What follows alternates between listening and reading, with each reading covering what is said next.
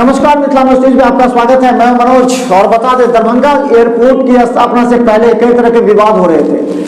कुछ विरोधी ये कह रहे थे कि ये सिर्फ जुमला है चुनाव का, वहां राजनीतिक दल के नेताओं अपने एक दूसरे पर आरोप लगा रहे थे, लेकिन एनडीए की सरकार ने इसे वचनबद्धता के साथ प्रारंभ किया था, इसका शिलान्यास किया। उसके बाद विधिवत कोरोना काल और लॉकडाउन की वजह से और चुनाव आचार संहिता की वजह से इसका विधिवत रूप से उद्घाटन नहीं हुआ, लेकिन उद्घाटन भी हो गया।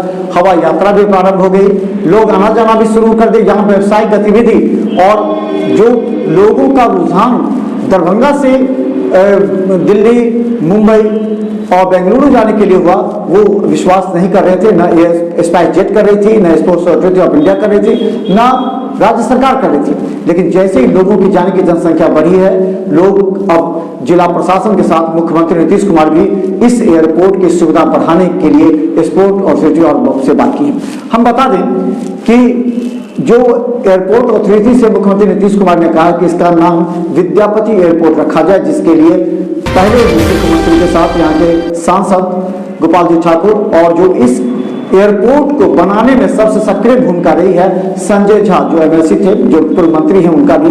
तो इस एयरपोर्ट को बढ़ाने के लिए और विकसित करने की दिशा में प्रयास अब प्रारंभ हो गए। देखिए एक रिपोर्ट। दरभंगा को विकसित करने में और वर्षों से सरकार की एक योजना, जिसे लेकर एक बड़ा वोट बैंक सरकार के पक्ष में अपना मतदान किया, वह था दरभंगा हवाई अड्डा से मेट्रो सिटी में आवागमन, जिसकी परिकल्पना को केंद्र और राज्य सरकार ने मिलकर जिला प्रशासन की मदद से धरातल पर ला तो दिया।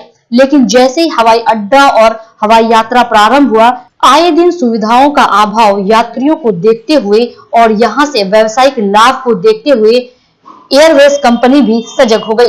इसी क्रम में जहां एयरपोर्ट का नाम विद्यापति एयरपोर्ट रखने को लेकर मुख्यमंत्री नीतीश कुमार ने एयरपोर्ट अथॉरिटी को पत्र लिखते हुए यहां सुविधा मुहैया कराने की बात की। वहीं कुहासे की वजह से रद्द हो रही फ्लाइट लोगों के लिए एक बार फिर हवाई यात्रा चालू रहने पर संशय उत्पन्न कर रही है, जिसे दूर करने के लिए राज्य सरकार सिस्टमैटिक तरीके से इसे ठीक करना चाहती है, जिसे लेकर केंद्र और राज्य सरकार मिलकर कार्य प्रारंभ कर दी है।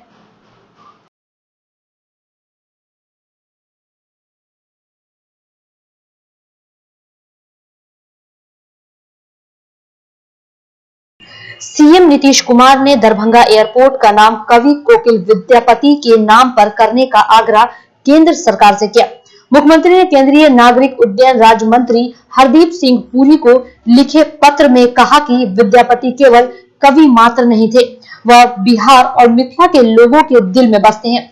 मिथिला वासियों के साथ साथ मेरी भी भावना है कि दरभंगा एयरपोर्ट को विद्यापति एयरपोर्ट के नाम से अधिसूचित किया जाए। वहीं मुख्यमंत्री को केंद्रीय नागरिक उड्डयन राज्य मंत्री हरदीप सिंह पुरी ने आश्वस्त किया कि इस संबंध में शीघ्र समुचित कार्रवाई की जाएगी।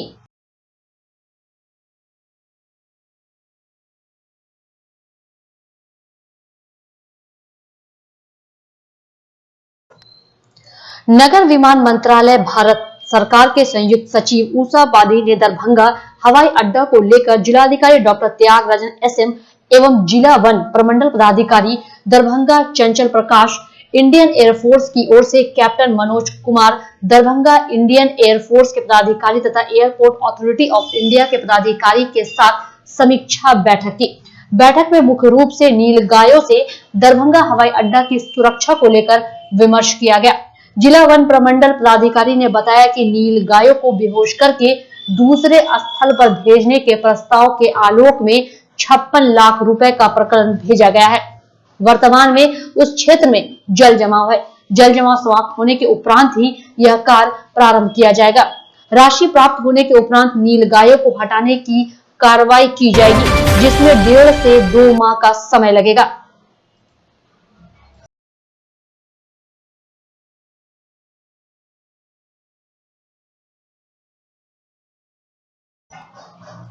वहीं जिलाधिकारी दरभंगा डॉक्टर त्यागराजन एसएम ने बताया कि अगर हवाई अड्डा के चारों ओर तार की जाली का घेरा का ऊंचीकरण एवं मजबूतीकरण करा दिया जाए तो भी नीलगाय से हवाई अड्डा सुरक्षित हो जाएगा। उन्होंने कहा कि इसका प्रकलन बनाकर स्वीकृति हेतु भेजा गया है।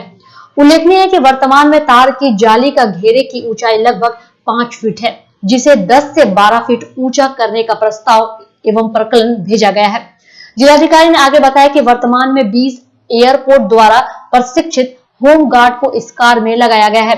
वे हवाई जहाज के लैंडिंग एवं उड़ान के पूर्व नील गायों पर नजर रखते हैं। संयुक्त सचिव ने कहा कि हवाई अड्डा पर कोई दुर्घटना न हो सके, इसे एयरपोर्ट डायरेक्टर को सुनिश्चित करना होगा। वहीं बैठक में विजिबिलिटी को लेकर भी चर्चा हुई।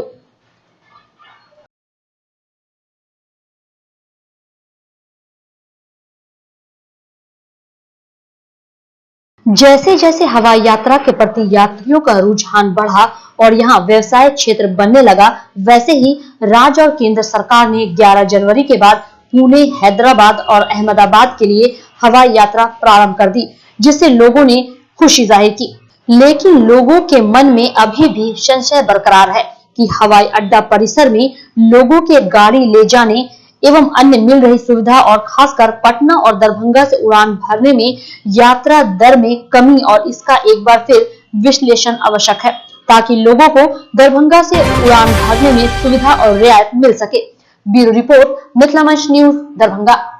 दरभंगा एयरपोर्ट विकसित होगा, उसकी जमीन 31 एकड़ जमीन की अधिग्रहण की प्रक्रिया भी जिला प्रशासन ने प्रारंभ कर दिया मुख्यमंत्री नीतीश कुमार के आदेश के बाद। लेकिन एयरपोर्ट को संचालित सही तरीके से करने और इसे अंतर्राष्ट्रीय हवाई अड्डा बनाने की दिशा में जो राज्य सरकार ने एक आवेदन भेजा है, उस पर भी विचार करना होगा, क्योंकि ये तब तक संभव नहीं हो पाएगा जब तक दरभंगा एयरपोर्ट पूरी तरह विकसित ना हो जाए। हालांकि एक और खुशी का विषय यह भी रहा कि 11 जनवरी के बाद से अहमदाबाद, हैदराबाद और पुणे को लेकर के यहाँ से जब एयरपोर्ट प्रारंभ होगा तो और ज्यादा यहाँ सक्रियता बढ़ेगी, यहाँ व्यवसायिक स्थल बढ़ेगा। एम्स को लेकर के भी यहाँ बाहर से लोग आना जाना प्रारंभ होगा, तो निश्चित तौर पर पटना की अपेक्षा दरभंगा एयरपोर्ट विकसित ही नहीं बिहार में अव्वल होगा, ऐसी लोगों की सोच भी है। तो देखते रहिए मिथिला मंच न्यूज का हर अपडेट खबर यूट्यूब में सब्सक्राइब कर। अगली बड़ी खबर बता दें कि दरभंगा पहुंचे मंत्री अश्विनी चौबे ने निरीक्षण किया है एम्स और सुपर हॉस्पिटल का, लेकिन कब तक होगा प्रारंभ, कब तक होगा जमीन अधिग्रहण, सवालों के घेरे में।